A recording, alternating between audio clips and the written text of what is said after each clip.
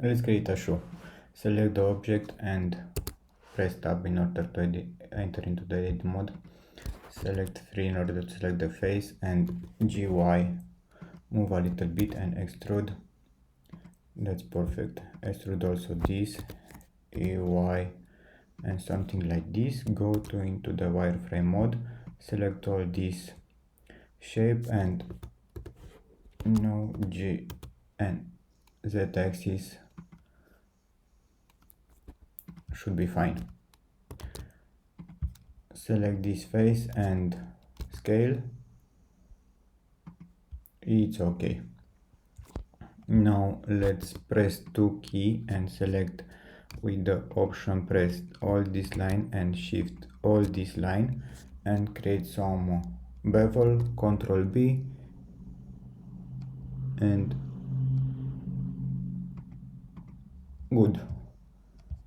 Select this face, press 3, select this face, shift and select this face and create an intrusion and remove the faces. Okay, now also I have this face and create an intrusion and okay, and scale. Good. Go into the wireframe mode and select all this and GY, move into the y-axis. Okay, looks good. Let's create a round shape with some loop cut. This is the Ctrl Z, Ctrl R, loop cut. Yeah, I'm agree with this, and Ctrl R somewhere into the middle. It's okay. Press shift and shift option and this line, and also let's scale on X something like this. Yeah, something like this.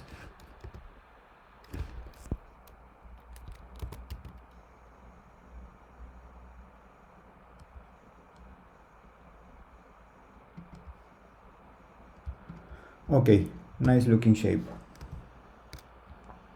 Now press 2 in order to select this 2 and select the line by using the option key, and we can press the F key, or I think that we can press grid fill. It's not working, is the number of the shapes, it's not okay. F, it's okay.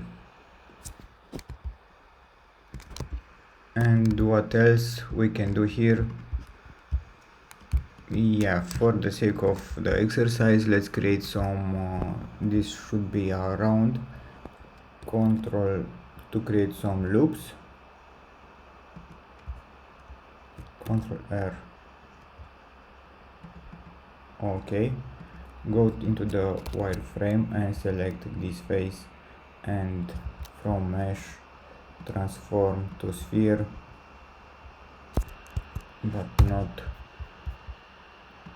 mesh transform to sphere.